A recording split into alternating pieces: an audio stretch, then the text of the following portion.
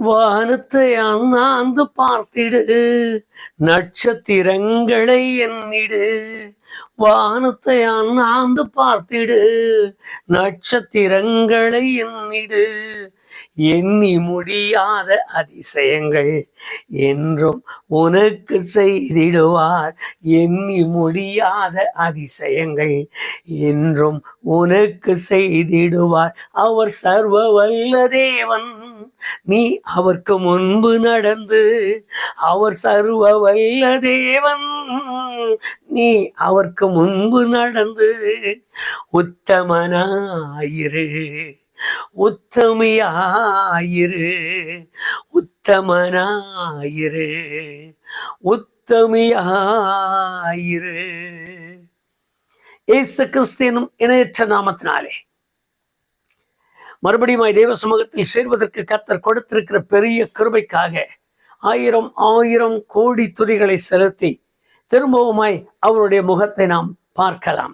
இன்றைக்கும் நம்மோடு கூட இடைப்பட வேண்டிய வேத வசனத்தை நான் முதலாவது உங்களுக்கு காண்பித்து அதற்கு பின்பு தேவன் எப்படியெல்லாம் நமக்காக ஆதி காலம் முதல் இந்த அனுபவங்களை காட்டி கொடுத்தார் என்பதை அறிந்து அதே அனுபவத்தில் இன்றைக்கு நம்மோடு இடைப்படுகிறார் என்கிற அந்த ஆழ்ந்த உணர்வோடு கூட அவருடைய சமூகத்தில் விண்ணப்பிக்க ஆவியானவர் நமக்கு கிருபை செய்வாராக.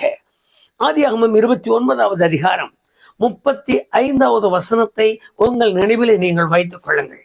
இந்த வார்த்தையில் சகோதரனுக்காக ஒரு சகோதரன் போராடி வாதாடி கேட்டுக்கொண்டிருக்கிற ஒரு சந்தர்ப்பத்தை இங்கு நாம் பார்க்கலாம். அந்த சம்பவம் நம்ம எல்லாருக்கும் தெரியும். யாக்கோபின் சம்பவம் என்று சொன்னாலே நமக்கு தெரியாதவர்கள் ஒருவரும் இல்லை. ஆதியாகமத்திற்குள்ளாக யோசேப்பின் அனுபவம் தெரியாத மக்கள் இல்லை. யோசேப்பினுடைய காரியங்கள் புரியாத ஆட்கள் இல்லை. அங்கு நடந்த சம்பவங்கள் இல்லை. இது நமக்கு சிறு வயதிலிருந்து கற்றுக் கொடுத்த ஒரு நல்ல பாடம். அதை நாம் தெரிந்திருக்கிறோம். இன்றைக்கு நாம் அறிய வேண்டிய ஒரு சிறு காரியம் உண்டு. இதில் விசேஷமாக பஞ்சம், தேசத்தில் பஞ்சம் வந்தது.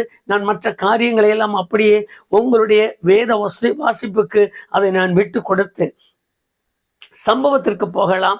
நாம் கருத்தை ஜெபிக்கிறதற்காக. இங்க இருக்கிற ஒரு சம்பவம், தேசத்திலே பஞ்சம் கொடுமையானதால் எகிப்திலே தானியம் உண்டென்று அறிந்து யாக்கோபு அவர்களை பிள்ளைகளை போய் தானியம் கொண்டு வாருங்கள் என்று அனுப்பி வைக்கிறார். இவர் அனுப்பி வைக்கும் பொழுது யாக்கோபு தன்னோடு கூட இருக்கிற பென்யமீன் என்கிற தன்னுடைய மகனை தன்னோடு வைத்துக் கொண்டு மற்ற 10 பேரை அனுப்பி வைக்கிறார். யோசேப்பு என்பவரை நாம் அறிந்திருக்கிறோம். இவர்கள் எல்லாரும் ஒன்று சேர்ந்து போய் தானியம் எடுக்கிற அந்த சந்தர்ப்பங்களில் அவைகளை எல்லாம் மறந்து இப்பொழுது வந்து விடுங்க. யோசேப்பு தன்னுடைய சகோதரர்களை அறிந்து கொண்ட பின்பு தன்னுடைய சகோதரன் உடன் பிறந்த சகோதரனையும் பார்க்க வேண்டிய அவனுடைய ஆசை, அவருக்கு இருந்த அந்த நோக்கம் அந்த சகோதரர்களிடத்திலே கட்டாயப்படுத்தி கொண்டு வர சொல்லுகிறார். இதை கொண்டு வருவதற்கு முன்பு யாக்கோபு இடத்திலே ரூபன் கேட்கிறார், என் மகனை உங்களோடு அனுப்ப மாட்டேன், என்ன நடந்தாலும் சரி என்று. பஞ்சம், ஆகார குறைவு வந்தது. ஆகாரம் இல்லை என்கிற நிலை வந்து விட்டது. யாக்கோபுக்கு வேலைக்காரர் முதல் வேலைக்காரிகள், பெற்ற பிள்ளைகள், பேர பிள்ளைகள் எல்லாம் ஆகார குறைவு நாளில் தவிக்க வேண்டிய கட்டாயம். இந்த கட்டாயத்தில் திரும்ப யாக்கோபு அவர்களை அழைத்து நீங்கள் போய் கட்டாயமாய் வாங்கி வர வேண்டும் என்று சொல்லும் பொழுது கடைசி மகனையும் எங்களோடு அனுப்ப வேண்டும் என்று கேட்டுக்கொள்கிறார்கள். ரூபன் பொறுப்பெடுக்கிறார். தகப்பன் அனுப்ப மறுத்து விட்டார். நீங்கள் இப்பொழுது அப்படியே மனதிற்குள் கொண்டு வாருங்கள். யூதா பக்கத்திலே சென்று தகப்பனிடத்திலே கேட்கிறார், என் வசமாய் ஒப்பு கொடுங்கள், என் அந்த தம்பிக்காக நான் உத்தரவாதம் பண்ணுகிறேன் என்று கேட்கிறார். இப்பொழுதுதான் நீங்கள் கவனிக்க வேண்டிய ஒரு காரியம், இது தன்னுடைய உடன் பிறந்த சகோதரன் அல்ல, இது இன்னொரு தாயின் மகன். தகப்பன் 1 தாய் 2 என்கிறது வழக்கு சொல் எல்லாருக்கும் இருக்கிறது போல தன்னுடைய சித்திக்கு பிறந்த மகன். இந்த மகனுக்காக பெரியம்மாவுடைய மகன் உத்தரவாதம் கேட்டுக்கொள்கிறார். அது நம்முடைய நினைவில் இருக்கட்டும். இந்த உத்தரவாதத்தை நம்பிக்கையோடு கூட யாக்கோபு தன் மகனை அவர் இடத்துல ஒப்பு கொடுத்து அனுப்பி வைக்கிறார். நாம சம்பவம் நடந்தது அங்கு போய் எல்லாரும் அடையாளம் கண்டு கொண்டார்கள், பார்த்தார்கள். யோசேப்பு அதை அடக்கி கொண்டார். இந்த விருந்து சாப்பிட்டு புறப்படுகிற வேளையில் வேலைக்காரனை பார்த்து சொல்லுகிறார், நான் சாப்பிடுகிற தட்டை எடுத்து என் பென்யமீனுடைய தானிய சாக்குகளை போட்டு அனுப்பேன். அவர்கள் போன பின் தொடர்ந்து போய் திருடன் என்கிற ஒரு பேரோடு கூட, எடுத்துக்கொண்டு வந்து விட்டீர்கள் என்கிற பேரோடு கூட பென்யமீனை அழைத்து கொண்டு வந்து விட்டார்கள். பென்யமீன் வருகிறார் என்று சொன்ன உடனே இப்பொழுது நாம் அப்படியே யோசியுங்கள். நான் யூதாவை குறித்து பேசிக் கொண்டிருக்கிறேன். யூதாவினுடைய காரியம், தன்னுடைய தம்பியை மறுபடியும் அரண்மனைக்கு அழைத்து கொண்டு போகிறார்கள் என்று தெரிந்தவுடனே மற்றவர்கள் எல்லாரும் தங்கள் தங்கள் தானியங்களோடு தகப்பனிடத்திற்கு போய்விட்டார்கள். ஆனால் யூதாவுடன் பிறந்த சகோதரரும் தன் தகப்பனிடத்திற்கு போகவில்லை. தன் சகோதரன் தன்னுடைய தம்பி போகிற அந்த இடத்திற்கு எல்லாருமே சேர்ந்து போகிறார்கள். இந்த 4 பேரும் அவருக்கு மகிமை உண்டாகட்டும். 4வது பிறந்த யூதா நம்ம எல்லாருக்கும் தெரியும். இந்த யூதா தன்னுடைய தம்பியை பிடித்து கொண்டு போகிறார்கள் என்று தெரிந்தவுடனே அவன் மனது என்ன நினைத்தது என்று தெரியவில்லை. தகப்பனிடத்தில் எப்படி போவேன் என்றும் புலம்புகிறார். யோசேப்பிடத்தில் கொடுத்து உத்தரவாதத்தை நிறைவேற்றி இருக்கிறார். இவைகள் எல்லாம் நடந்து அரண்மனைக்கு அப்படியே ஓடி யோசேப்பிடத்தில் பேச தொடங்கிவிட்டார். நீங்கள் 43ஆம் அதிகாரம் 3 முதல் 9 வரைக்கும் ஆதியாகம புஸ்தகத்திலே வாசித்து பாருங்கள். அங்கு போய் அவர் சொல்லும் பொழுது, நான் என் சகோதரனுக்கு உத்தரவாதியாய் கொண்டு வந்திருக்கிறேன். நீங்கள் அதற்கு கீழே அப்படியே 32ஆம் வசனத்தையும் 33வது வசனத்தையும் படித்து பாருங்கள். யோசேப்பிடத்தில் பக்கத்தில் போய் சொல்லுகிறார். இங்கு நடந்த அந்த சம்பவத்தையும் அப்படியே மனதிற்குள் கொண்டு வாருங்கள். அவர் சொல்லுகிறது, தகப்பனுக்கு 4 மனைவி. நாம் தெரிந்த காரியம், லேயாள், ராகேல், அவளுடைய வேலைக்காரிகள். இந்த 4 மனைவி இருந்தும் தன்னுடைய தாயை கூட தன் தகப்பனுக்கு மனைவி என்று சொல்லுவாமல் அவர் சொல்லுகிற வார்த்தையை கவனியுங்கள். 44ஆம் அதிகாரம் 27வது வசனத்தை வாசித்து பாருங்கள். என் தகப்பனுக்கு 2 பிள்ளைகள் என்று சொல்லுகிறார். அவருக்கு மகிமை உண்டாகட்டும், ஆண்டவருக்கு மகிமை உண்டாகட்டும். இப்படியெல்லாம் சொல்லிவிட்டார் என்பதற்காக அல்ல. அன்றைக்கு இருந்து தொடங்கிய தேடல், அன்றைக்கு இருந்து நம்மேல் வைத்திருக்கிற பாசம், நம்மேல் வைத்திருக்கிற அன்பு, புறஜாதிகள் என்று ஒதுக்கி விடாமல், ஆகாதவன் என்று ஒதுக்கி விடாமல், தேவன் நம்மேல் வைத்திருக்கிற அன்பின் நோக்கத்தை இந்த கிறிஸ்துமஸ் காலங்களில் நாம் அறிந்து கொள்ள வேண்டிய கட்டாயத்தில் நிற்கிறோம். எத்தனை பாசம் இருந்திருக்குமானால், தன்னை பெற்றெடுத்த தாய் தன் தகப்பனுக்கு மனைவியாய் வாழ்ந்திருக்கிறாள். 4 பிள்ளைகளை தகப்பனுக்கு பெற்ற ஒரு தாய், தன்னுடைய தாய் தன் தகப்பனுக்கு மனைவியாயிருக்க அதை கூட மறந்து என் தகப்பனுக்கு 2 பிள்ளைகள் என்று அந்த வார்த்தையை அவர் உச்சரிக்கிறார். கர்த்தருக்கு ஸ்தோத்திரம். 2 பையனில் ஒரு மகன் எப்படி ஆகி போனார் தெரியவில்லை. ஒரு மகன் இவன் கடைசி. இந்த மகன் இளையவன் என்று சொல்லுகிறார். இந்த இளையவன் என் தகப்பனோடு கூட நிற்பார். இவருடைய ஆத்மா இவனுடைய ஆத்மாவோடு, அவருடைய ஆத்மா இவனுடைய ஆத்மாவோடு இணைந்திருக்கிறது. இந்த மகன் பிரிந்து போனால் என் தகப்பனுடைய வாழ்க்கை வீண், அவருடைய உயிர் பிரியும். அவர் பிரியும் பொழுது வேதனையோடு சாவார். இப்படியெல்லாம் வார்த்தைகளை அந்த மனுஷனிடத்திலே, யோசேப்பிடத்திலே அவ்வளவு விவரமாய் சொல்லி இளையவனுக்காக என்கிற வார்த்தையை உச்சரிக்கிறார். இளையவனுக்காக நான் அடிமையா இருந்து கொள்கிறேன். இளையவனுக்காக நீங்கள் என்ன சொன்னாலும் கேட்கிறேன். அந்த வார்த்தையினுடைய காரியங்களை கவனிங்கள். அரண்மனையிலே நீங்கள் எனக்கு என்ன செய்தாலும் சரி, என்னை அடித்தாலும் கொன்றாலும் அடிமையாக்கினாலும் வேலைக்காரன் ஆக்கினாலும் ஆகாரம் கொடுக்காமல் விட்டாலும் என்னை சிறையிலே போட்டாலும் என்னை ஆகாதவன் நோக்கத்தோடு கூட என்னை தள்ளி விட்டாலும் சரி, நான் அரண்மனையில் இருந்து கொள்கிறேன். தயவாய் ஒன்று கேட்கிறேன், என் சகோதரனை அனுப்பி வையுங்கள். அருமையான கர்த்தருடைய பிள்ளையே, சில வேளை வேத வசனம் சொல்லுகிற காரியங்களை உற்று பார்க்கும் பொழுது தேவனுடைய அன்பு என்று சொல்லுகிற அந்த ஒரு வார்த்தை அல்லது அந்த அன்பு என்கிற அந்த செயல் எங்கிருந்து தொடங்கி எப்படியெல்லாம் நாம் உணரும்படியான வேலையை செய்தது என்று பாருங்கள். எத்தனை அன்பு நிறைந்த தெய்வம், எத்தனை வேத காரியங்களோடு கூட இடைப்பட வேண்டிய காரியம் இருக்கிறது. நான் மறுபடியும் உங்களுக்கு வெளிப்படையான ஒரு காரியத்தை சொல்லுகிறேன். ஒருவரை குறித்து ஒருவர் மற்றது காரியம், இது அப்படி அது அப்படி, வேத சட்டம் அப்படி, இது நல்லது இது கெட்டது, இப்படி சொல்லி இருக்கிறதா அப்படி சொல்லி இருக்கிறதா, இன்றைக்கு இருக்கிற ஏராளமான பிரசங்கங்கள் எல்லாம் இன்றைக்கு நம்முடைய உள்ளங்களை குழப்பி நாசப்படுத்துகிறதை நாம் அறிவோம். அதற்காக நான் ஒரு காரியத்தையும் சொல்லவில்லை. ஆனால் ஒன்று, நான் அறிய வேண்டிய காரியங்களை அறிந்து துதிக்க பிறந்திருக்கிறேன். வேதத்தில் எழுதியிருக்கிற 43வது அதிகாரம் ஏசாயாவிற்கு தரிசன புஸ்தகத்தில் 23வது வசனத்தை 21வது வசனத்தை வாசித்து பாருங்கள். இந்த ஜனத்தை எனக்கென்று நான் ஏற்படுத்தினேன், இவர்களின் துதியை சொல்லுவார்கள் என்று நம்பிக்கையோடு கூட எடுத்தார். மல்கியா 2ஆம் அதிகாரம் 15ஆம் வசனத்தில் பாருங்கள். ஒருவனை அல்லவா படைத்தார், பரிசுத்தம் உள்ள சந்ததியை பெரும்படித்தானே படைத்தார். இத்தனை காரியங்கள் தேவன் படைத்து உருவாக்கி தனக்கென்று தன்னை மகிமைப்படுத்த, தன்னை பேச, தன்னை கனப்படுத்த, தன்னுடைய மகிமை தன்னுடைய காரியங்களை குறித்து சொல்ல, தனக்கு உண்டானவைகளை குறித்து மேம்பாடாய் பேசுவதற்காக எதிர்பார்த்து கொண்டு இருக்கத்தான் இன்றைக்கு அவரை அப்படியே மறந்து விட்டான். இன்றைக்கு எல்லாம் அவரோடு கூட ஒன்றும் இல்லாமல் போனது போல, ஏதோ கற்றுக்கொண்டோம், ஏதோ அறிந்து கொண்டோம், ஏதோ படித்து விட்டோம், நமக்கு இது அது இப்படியெல்லாம் ஓடிக்கொண்டிருக்கிற இந்த நாட்களில் நான் மறுபடியும் உங்கள் முகத்தையும் உங்கள் நினைவுகளையும் தேவ சமூகத்தில் திருப்புகிறேன். தனக்கு சம்பந்தப்படாத அப்படியே ஒரு முறை எண்ணி பாருங்கள்.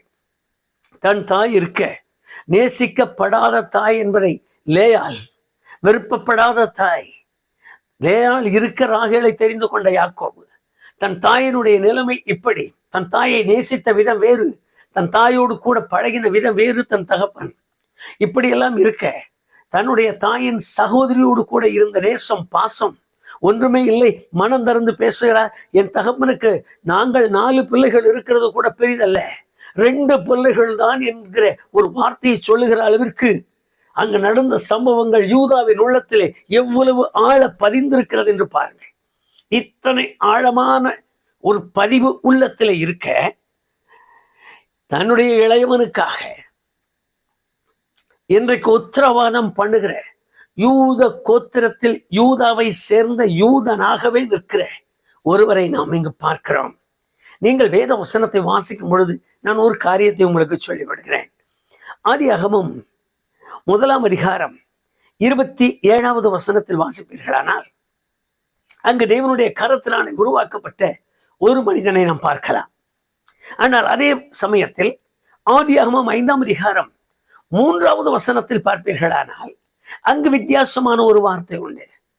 இங்கு ஆதியாகமம் 1:27 தேவன் தமது சாயலாகவும் தமது ரூபத்தின்படியும் படைத்தார் என்று எழுதியிருக்கிறது. ஆதியாகமம் 5:3 கவனித்து பாருங்கள். ஆதாம் தன் சாயலாகவும் தன் ரூபத்தின்படி ஒருவனை பெற்றான் என்று எழுதியிருக்கிறது. அங்கே பிரிக்கப்பட்டது. ஒரு புறத்தில் தேவ சாயலான ஒரு மனிதன், மற்றொரு புறத்தில் பாவ மாம்சத்தின் சாயலான மனிதன். ஆதாம் குற்றவாளி என்று தோட்டத்திலிருந்து துரத்தப்பட்ட பின்பு, வேண்டாம் என்று ஒதுக்கப்பட்ட பின்பு அவன் தன் சாயலாய் பெற்றெடுத்தான். 2 அங்கேயே பிரிய தொடங்கிய ஒரு சம்பவத்தை நாம் அறிவோம். நீங்கள் வேத வசனத்தை வாசித்து பாருங்கள். அப்படியே அதற்கு பின்பு இருக்கிற காரியங்களை எல்லாம் நம்ம விட்டு விடுவோம். லேவியராகமத்திற்கு வாருங்கள். 20ஆம் அதிகாரம் 26வது வசனத்தில் இஸ்ரவேலை பார்த்து சொல்லுகிறார், 12 கோத்திரத்தையும் பார்த்து சொல்லுகிறார், பூமியில் உள்ள சகல ஜாதிகளிலும் உங்களை மாத்திரம் தெரிந்து கொண்டேன். அப்போ இருக்கிற மற்ற ஜாதிகள் தெரிந்து கொள்ளப்படாத அப்பிரயோஜனமானவர்களாக தேவனுக்கு வேண்டாம் என்று இருக்கிறவர்களைப் போல காணப்பட்ட 2 பிரிவு அங்கே ஆரம்பிக்கிறதை நாம் பார்க்கலாம். நீங்கள் அதற்கு கீழ்வாசியங்கள் உபாகமம் 14ஆம் அதிகாரம் 2ஆம் வசனத்தில், ஆமோஸ் 3ஆம் அதிகாரம் 2ஆம் வசனம், இவைகளை எல்லாம் கொஞ்சம் ஒரு முறை புரட்டி பாருங்கள். தேவனுக்கு உகந்தவன் இஸ்ரவேலன், 12 கோத்திரத்தான். அந்த 12 கோத்திரத்தோடு சேர்ந்த மனேசா, எப்ராயிம் என்கிற 14 கோத்திரம், இவர்கள் மாத்திரமே தேவனுக்கு உகந்தவர்கள் என்று அன்றைக்கு நிர்ணயிக்கப்பட்டார்கள். அடுத்த ஒரு கூட்டம் இருக்கிறது, புறஜாதிகளின் கூட்டம். அப்படியே கவனிங்க, புறஜாதிகள் வேறு விதத்தில் இருந்து தோன்றவில்லை, தேவனாலே தோன்றப்பட்டதிலிருந்து பிரிந்தவர்கள் தான். பிரிந்தவர்கள் என்று சொல்வதை விட தேவனாலே தோன்றப்பட்ட, அவராலே உருவாக்கப்பட்டவர்கள் தான். அவர்கள் பிரிந்து போனவர்கள் அல்ல. ஆனால் தேவன் தெரிந்து கொண்ட ஒரு கோத்திரமும் ஒரு ஜனங்களும், தேவனை கட்டாயம் தெரிந்து கொள்ள வேண்டிய கட்டாயத்தில் இருக்கிற ஒரு கோத்திரமுமாய் மாறினதை அறிவோம். ரெண்டு மூத்தது இஸ்ரவேலன், இளையவன் புறஜாதியான். இந்த ரெண்டு காரியங்களையும் மனதிற்குள் கொண்டு வாருங்கள். அதற்கு பின்பு நீங்கள் வேத வசனத்தை வாசித்து பாருங்கள். பரலோகம் கூடினது. ஏசாயா தீர்க்கதரிசன புஸ்தகம் 6வது அதிகாரத்தில் நேர்த்தியான ஒரு பாகத்தை நாம் வாசிக்கலாம். பரலோகத்தில் ஒரு காரியம் உண்டானது. ஒரு கூட்டம் உமக்கு உள்ளதாய், இன்னொரு கூட்டம் உமக்கு ஆகாததாய் போனது என்ன? எப்படி ஆகிலும் இந்த ஆகாத கூட்டம் இளைய மக்கள், இளைய பிள்ளைகளாக, மூத்தவர்கள் இஸ்ரவேலர்கள் நிற்கிறார்கள். இளையவன் தவறி போனவனாய், தடுமாறி போனவனாய், பின்வாங்கினவனாய், வணங்கா கழுத்துள்ளவனாய், உம்மை விட்டு தூரம் போனவனாய், உம்மாலே அறியப்படாதவனை போல வாழ்கிறவனாய் நிற்பானால், இந்த இளையவனை மறுபடியும் மறுபடியும் நினைக்கிறேன் என்கிற ஒரு கோணத்தில் ஆலோசனை கமிட்டிக்குள்ளாக யார் போய் அதை செய்வார்கள் என்கிற ஒரு தொனி கேட்க, அடுத்த ஒரு தொனி தோன்றுகிறது, நான் போகிறேன், நான் உத்தரவாதி. ஒரு நிமிஷம் அந்த வார்த்தையை மாத்திரம் நினைத்து பாருங்கள். எங்கோ பிறந்து, எங்கோ வாழ்ந்து, எங்கோ குடியேறி, எங்கோ படித்து, எங்கோ வேலைக்கு சேர்ந்து, பிறந்ததும் வளர்ந்ததும் இல்லாத இடத்தில் போய் குடியேறி, அங்கே வீடு, அங்கே வாசல், இங்கே பிள்ளைகளோடு, அப்படி ஒவ்வொன்றாய் எண்ணி பாருங்கள். ஒவ்வொருவரையும் எங்கோ வாழ்ந்து கொண்டிருக்கிறோம், எங்கோ இருந்து கொண்டிருக்கிறோம். ஒரு கவனம் செலுத்தப்படுகிறது. இளையவர்கள், மூத்தவன் இஸ்ரவேலனாய் மாறினான், இளையவன் புறஜாதியாய் மாறினான். இளையவனுக்காக இங்கு ஒரு சத்தம் கேட்கிறது, நான் போகிறேன், நான் போகிறேன். என்ன செய்ய போறீங்க? என்ன செய்ய போறீங்க? ரெண்டு தரமா இருக்கு. இஸ்ரவேல் பரிசுத்த ஜாதியாய் நிற்கிறது, புறஜாதிகள் தேவனாலே புறக்கணிக்கப்பட்டவர்களாய் நிற்கிறார்கள். அப்படியானால் என்ன செய்வீர்கள்? அப்படியே வேத வசனத்திற்கு நீங்கள் கொலைசேரின் புஸ்தகம், எபேசியரின் புஸ்தகம், இவைகளையெல்லாம், பிலிப்பியரின் புஸ்தகம், இவைகளையெல்லாம் கொஞ்சம் கவனப்படுத்தி பாருங்கள். இருதரத்தாரையும் நான் எப்படி ஆகிலோ ஒன்று சேர்க்கும்படியாக நான் புறப்படுகிறேன் என்று யூத கோத்திரத்தை சேர்ந்த ஒருவர் மனுஷ அவதாரமாய் இறங்கி வந்தார். கலங்குகிறோம், தவிக்கிறோம், சில நேரம் புலம்புகிறோம், சில நேரம் வேதனை தாங்க முடியவில்லை என்று கதறுகிறோம். எனக்கு யார் உண்டு என்று கேட்கிறோம், என்னை யார் பார்ப்பார்கள் என்று கேட்கிறோம். எனக்கு ஆண்டவர் தான் தெய்வமா? எங்களுக்கு குலதெய்வம் என்று வேற சொல்லுகிறோம். கிறிஸ்தவர்கள் வந்து சாட்சி சொல்லும் பொழுது நாங்கள் எங்கள் குலதெய்வத்தை விட்டு வந்துவிட்டோம் என்கிறார்கள். தவறான வார்த்தை, தவறான வார்த்தை. காரணம், எனக்கு குலதெய்வமாய் தன்னைத்தானே படைத்து தன்னைத்தானே அர்ப்பணித்த ஒருவர் வானாதி வானங்களை விட்டு பூமிக்கு மனுஷ அவதாரமாய் இறங்கினார். நான் இந்த வேத வசனத்திற்கு வருவோம். இயேசு கிறிஸ்து உலகத்திற்கு வந்தார். அதற்கு அப்போஸ்தலனாகிய பவுல் சொன்னார் 1ஆம் அதிகாரம் 15ஆம் வசனத்தில், இயேசு என்று பேரிடிந்து சொன்னார் தேவதூதன். இவைகள் எல்லாம் நடந்து முடிந்த சந்தர்ப்பத்திற்கு பின்பு அவர் உலகத்திற்கு வந்து அங்கும் இங்குமாய் அலைந்து வீதி வீதியாய் தன்னுடைய வார்த்தைகளை பிரசங்கித்தார். எப்படி ஆகிலும் ஒரு புறஜாதியானை பிடிக்க வேண்டும் என்பதற்காக. கர்த்தருக்கு மகிமை உண்டாகட்டும். அவருடைய ஒரே ஒரு நோக்கம், இளையவனுக்காக. அதை மறந்து விட வேண்டாம். நெருக்கப்படுகிற, நொறுக்கப்படுகிற, சஞ்சலப்படுகிற, கண் கலங்கி நிற்கிற, கதறி அழுது கொண்டிருக்கிற, நான் ஏன், நான் பிறந்தது ஏன், வளர்ந்தது ஏன், நான் பிறக்கும் பொழுது சாகாதது ஏன், நான் ஏன் வாழ வேண்டும், எனக்கு எதற்கு இந்த வாழ்க்கை, இப்படியெல்லாம் தன் உள்ளத்தில் எண்ணிக்கொண்டிருக்கிற, என்னை கேட்டுக்கொண்டிருக்கிறேன் அன்பு சகோதர சகோதரி, கர்த்தருடைய மனுஷனே, கர்த்தருடைய பிள்ளையே, நீங்களும் நான் இளைய மகனாய் பிறந்ததால் உங்களுக்காகவும் எனக்காகவும் உத்தரவாதம் செய்கிறதற்காக யூதாவின் கோத்திரத்திலேயே ஒருவர் தோன்றிவிட்டார். அன்றைக்கு ஒரு யூதா தன் இளையவனுக்காக உத்தரவாதியாய் மாறி, இளையவனுக்காக அடிமையானாலும் சரியென்று தன்னை அர்ப்பணித்து கொடுத்தது போல, இளையவனாகிய நமக்காக உத்தரவாதம் செய்யவும், அடிமையானாலும் சரியென்று அர்ப்பணிக்கவும் ஒருவர் இறங்கினார், பார்த்தார். நீங்கள் வேதத்தை வாசித்து பாருங்கள். 3 சுவிசேஷம் 4 சுவிசேஷங்களை படியுங்கள். 12 பேரை அழைத்தார், 70 பேரை அழைத்தார். எல்லாம் புறஜாதிகளின் பட்டணத்திற்கு போங்கள் என்று சொன்னார். மத்தேயு சுவிசேஷம் கடைசி அதிகாரம் 28வது வசனத்தை வாசித்து பாருங்கள். நேர்த்தியான ஒரு வேத வசனத்தை வாசிக்கலாம். போங்க புறஜாதிகளில் எல்லா ஜாதிகளையும் சீஷராக்குங்கள், ஒருவனையும் விட வேண்டாம். இஸ்ரவேலன் என்று பார்க்க வேண்டிய எல்லா ஜாதிகளையும் சீஷராக்குங்கள் சொல்லிக் கொடுத்தார். அப்போஸ்தலர்களும் அதை தான் செய்தார்கள். அப்போஸ்தலர் 13ஆம் அதிகாரத்தில் பாருங்கள். போனார்கள், பிரசங்கம் பண்ணினார்கள். ஏற்றுக்கொள்ளவில்லை, விடு, தன் வஸ்திரத்தை உதறிவிட்டு நாங்கள் புறஜாதிகளிடத்தில் போகிறோம் என்றார்கள். நீங்கள் அப்படியே ஒவ்வொரு காரியமாய் வாருங்கள். உண்மைதான், என்னோடு கூட தெய்வ சமூகத்தை பார்க்கிற கர்த்தருடைய பிள்ளையே, அனாதி அல்ல, நீ தனித்து விடப்பட்டவன் என்று அல்ல, இதோடு உன் வாழ்க்கை முடிந்தது என்று அல்ல, இதோடு இனி ஒன்றும் இல்லை என்று சொல்வதற்கில்லை.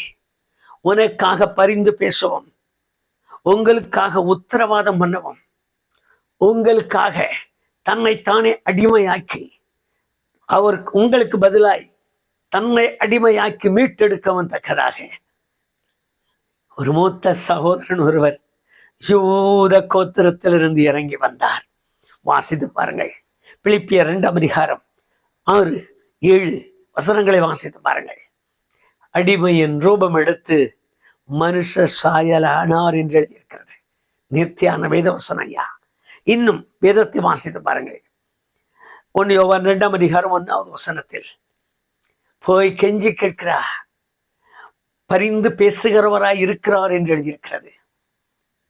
யூதா ஓடி கெஞ்சினார், என் தம்பியை விட்டுருங்க, என் தம்பியை விட்டுருங்க, அவனை கட்ட வேண்டாம், அவனை அவிழ்த்து விடுங்க, அவனை அடிமைப்படுத்த வேண்டாம், அவனை அவிழ்த்து விடுங்க, அவனை சிறைக்கு கொண்டு போக வேண்டாம், அவனை விடுதலை செய்யுங்கள்.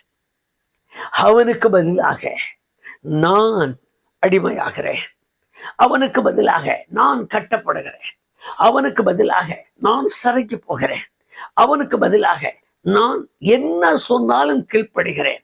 தன்னை தானே தாழ்த்தி அடிமையின் ரூபம் எடுத்து, வேதத்தை வாசித்து பாருங்கள். கலங்குகிற கர்த்தருடைய பிள்ளைகளுக்கு நான் தைரியமாய் ஒன்று சொல்ல முடியும். அன்றைக்கு பெஞ்சமின் ஆகிய தன்னுடைய சகோதரனுக்காக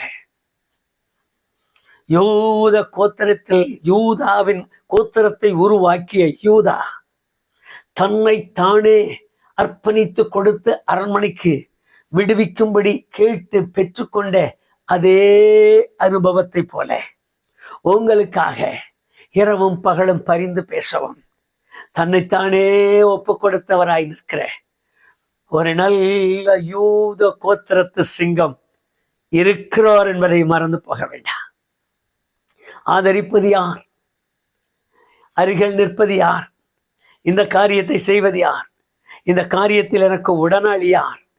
இந்த காரியத்தில் எனக்கு முழுமையாய் நின்று என்னோடு போராடி என்னை விடுவிக்கிறது யார் என்று கேள்வி கேட்கிற எல்லாருக்கும் என்னால் ஒரு பதில் சொல்ல முடியும். அன்றைக்கு யூதா, இன்றைக்கு யூத கோத்திரத்தின் சிங்கமாக, யூத கோத்திரத்தில் பிறந்தவராக இயேசு என்னும் ஒருவர் உங்களுக்காகவே இரவும் பகலும் பரிந்து பேசுகிறவராய், இரவும் பகலும் கண்காணியாளவராய், இரவும் பகலும் ஒவ்வொரு நிமிஷமும் உங்கள் மேல் கவனம் உள்ளவராய் நிற்கிறார். அவர்தான் ஒரு நாள் சொன்னார். சங்கீதத்தை நீங்கள் வாசித்து பாருங்கள். உன்னை நான் மறந்து போனால் என் வலது கை தன் தொழிலை மறக்கும், உன்னை நினையாமல் போனால் என் நாவு மேல்வாயோடு ஒட்டி கொள்ளும் என்று சொன்னார். அப்படிப்பட்ட வாக்குத்தத்தங்கள் உங்களுக்கும் எனக்கும் இருக்க ஏன் பயப்பட வேண்டும்? ஏன் கலங்க வேண்டும்? ஏன் சோர்ந்து போக வேண்டும்? ஏன் சஞ்சலப்பட வேண்டும்? ஏன் வருத்தப்பட வேண்டும்? முழங்கால் இருக்கிறது அல்லவா? கொஞ்ச நேரம் முழங்கால் இல்லைங்க. விரவசனத்தை திறந்து வையுங்கள். யூதாவுக்கு பதிலாக யூதனாகவே புறப்பட்டு வந்த இயேசுவே, அன்றைக்கு அந்த யூதன் உங்க தாத்தா அப்படி செய்திருப்பாரானால் இன்றைக்கு நீர் செய்யும்படி பரிந்து பேசுகிறவர் என்று உம்மை குறித்து எழுதியிருக்க எனக்காக பரிந்து பேசும். என் வாழ்க்கையில் ஒரு பெரிய மாற்றத்தை தாரும். எனக்காக என்னை விடுவிக்கும்படியாக என் பலவீனம், என் சோர்வு, என் சங்கடம், என் குடும்ப கஷ்டம், என்னுடைய இருக்கிற சூனியத்தின் அதிகாரங்கள், பேய் பிசாசின் தொல்லைகள் சொல்லியே கேளுங்கள். என்னை விடுதலையாக்கும்படி எனக்காக பரிந்து பேசுகிறவர் என்று கேட்டிருக்கிறேன். எனக்காக எனக்காக ஆண்டவரே என்று கூப்பிட்டு பாருங்கள். ஒரு தெய்வீக பிரசனம் உங்களை நிறைக்கும். ஒரு தெய்வீக வல்லமை உங்களை ஆட்கொள்ளும். நாமும் கூட அவருடைய சமூகத்தில் ஆண்டவரே என்று கூப்பிட்டு கெஞ்சுவோமா? நல்ல பிதாவே, உம்முடைய முகத்தை பார்க்கும்படி நாங்கள் நிற்கிறோம். ஆதிக்காலத்து காரியங்களை இப்பொழுது நாங்கள் எங்கள் மனதிற்குள்ளாக, எங்கள் நினைவிற்குள்ளாக, எங்களுடைய தியானத்திற்காக நாங்கள் எடுத்தோம்.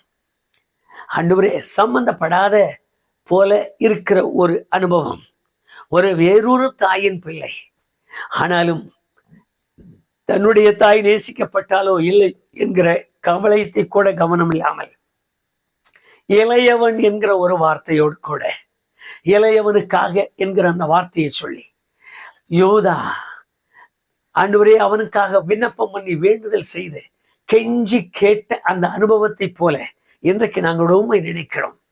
யூத கோத்திரத்திலிருந்து வந்த நீர் எங்களுக்காக பட்ட பாடுகளை நினைவு கூறுகிறோம். அவர் பரிந்து பேசுகிறவராய் உத்தரவாதியாய் நின்றது போல எனக்கு நீர் உத்தரவாதியாக, எனக்கு நீர் பரிந்து பேசுகிறவராக, எங்களுக்காக நீர் எல்லாவற்றையும் சுமந்து கொண்டவராய் நிற்கிறேன். வேதத்தில் நாங்கள் வாசிக்கிறோம், எங்கள் பாடுகளை ஏற்றுக்கொண்டு எங்கள் துக்கங்களை சுமந்து விட்டீர் என்று எழுதியிருக்கிறது. எங்களுக்காகவே நொறுக்கப்பட்டீர் என்று எழுதியிருக்கிறது. எங்களுக்காக அடிக்கப்பட்டீர் என்று எழுதியிருக்கிறது. வேதத்தை நாங்கள் தொட்டு பார்க்கிறோம். ஐயா, எனக்காக என்னை போல அடிமையின் ரூபம் எடுத்தீர் என்று எழுதியிருக்கிற அந்த வார்த்தைகளை நாங்கள் வாசிக்கிறோம். மாத்திரமல்ல ஆண்டவரே, வேதம் சொல்லுகிற அந்த வார்த்தை, எனக்காக மத்தியஸ்தராய் மாறினீர் என்று தீமோத்தேயுவுக்கு எழுதும் பொழுது பவுல் எழுதுறதை நாங்கள் நினைக்கிறோம். எங்களுக்காக மத்தியஸ்தராய் நின்று எங்களுக்காக போராடின அந்த யூத குலத்தை சேர்ந்த உமது முகத்தை நாங்கள் பார்க்கிறோம். யூதா மனிதனாய் இருந்து அப்படி செய்திருப்பாரானால், நீர் தேவகுமாரனாய் இருந்து அதே கோத்திரத்தில் வந்திருப்பதால் எங்களுக்காக நீர் பரிந்து பேசுகிற, எங்களுக்காக வேண்டுதல் செய்கிற அந்த தன்மையை, அந்த தியாகத்தை இன்றைக்கு நாங்கள் நினைக்கிறோம். ஆண்டவரே, யாருடைய வாழ்க்கையில் எல்லாம் பென்யமீனை போல அடிமையாக்கப்பட வேண்டிய, பென்யமீனை போல சிறையில் அடைக்கப்பட வேண்டிய, பென்யமீனை போல திருடன் என்று பட்டம் பெற வேண்டிய, பென்யமீனை போல இனி விடுதலை இல்லை என்று சொல்லுகிற ஒரு நிலையில் ஆண்டவரே தங்களை உணர்ந்து கொண்டிருக்கிறார்களோ ஒவ்வொருவருக்காக கருத்தாய் விண்ணப்பிக்கிறேன். அவர்கள் எந்த விதத்தில் பிடிக்கப்பட்டிருந்தாலும், எந்த விதத்தில் கட்டப்படுகிற நிலை இருந்தாலும், எந்த விதத்தில் தங்களை நொறுக்கி அழுது புலம்புகிற தன்மை இருந்தாலும், இந்த நிமிஷத்தில் அவர்களுக்கு பதிலாய் பேசிக் கொண்டிருக்கிற யூத கோத்திரத்தை சேர்ந்த இயேசு என்னும் ஒருவரை நாங்கள் கண்ணேறிட்டு பார்க்கிறோம், நாங்கள் நோக்கி பார்க்கிறோம். தயவாய் உம்முடைய பிள்ளைகளுக்காக ஆண்டவரே நீர் இரக்கம் காண்பிப்பீராக. உம்முடைய வல்லமையின்படியே அவர்களை மீட்டெடுப்பீராக. உமது மிகுந்த அன்பின்படியே அவர்களை இந்த நிலையில் இருந்து நீர் விடுதலை செய்வீராக. இன்றைக்கும் அவர்களுடைய பாரம், அவருடைய நெருக்கம், அவர்களுடைய குறைவுகள், அவருடைய மன கிளேசங்கள், அவர்கள் உள்ளத்தில் தோன்றியிருக்கிற ஆண்டவருடைய போராட்டமான நிலைமைகள் மாறத்தக்கதாக ஒரு வல்லமையை நீர் விளங்க பண்ணும்படியாக ஜெபிக்கிறேன். மகிமை அவர்களை சூழ்ந்து கொள்ளட்டும். அவர்களாக ஆண்டவரே நீர் எப்படிப்பட்டவர் என்று அறிந்து உம்முடைய பாதத்தில் விழுந்து ஜெபிக்கிற நல்ல அனுபவங்களை அவர்களுக்கு தாரும். எங்கள் தேவன் பெரியவர் என்று அவர்கள் அறிகிற அறிவு அவர்களுக்கு உண்டாகும்படி செய்யும். எந்த நிலையில் இருந்தாலும் இயேசு என்னும் இரட்சகர் தங்களை சந்தித்திருக்கிறார், தங்களை பார்த்திருக்கிறார் என்று ஆழமான விசுவாசத்தின் உள்ளம் உருவாகும்படி செய்யும். அவர்களோடு போராடுகிற சகல அதிகாரங்களையும் கடிந்து கொள்கிறோம். அவர்களோடு போராடுகிற சகல கட்டுகளும் அறுக்கப்படும்படியாக ஜெபிக்கிறோம். அவர்களோடு போராடுகிற சகல எல்லா வியாதிகளையும் கூட இயேசு கிறிஸ்து என்னும் நாமத்தினாலே அவர்களை விடும்படியாய் வேண்டிக் கொள்கிறோம். ஒரு விடுதலை தாரும். உடைய வல்லமையுள்ள கரம் தொடர்த்தும். உமது மகிமை சூழ்ந்திருக்கட்டும். கடைசி மட்டும் காத்துக்கொள்ளும். அவர்களுக்காக பரிந்து பேச, அவர்களுக்காக விடுதலை செய்ய, அவர்களுக்காக அடிமையானாலும் அகரேன் என்று சொல்லி இறங்கி வந்த உமது நாமத்தை குறித்த நினைவு அவர்களை விட்டு நீங்காதிருக்கட்டும். இயேசு கிறிஸ்து என்னும் நாமத்தினாலே தாழ்மையாய் ஜெபிக்கிறேன் பிதாவே, ஆமென். யூதாவின் ஸ்தானத்தில், யூதாவின் கோத்திரத்திலிருந்து வந்தவர், யூதா செய்ததை பார்க்கணும் மேன்மையானவைகளை செய்து இரத்தத்தை விளக்கரையுமாய் கொடுத்து வாங்கினவர், உங்களையும் விடுவித்து ஆசீர்வதிப்பாராக. ஆமென். ஆமென்.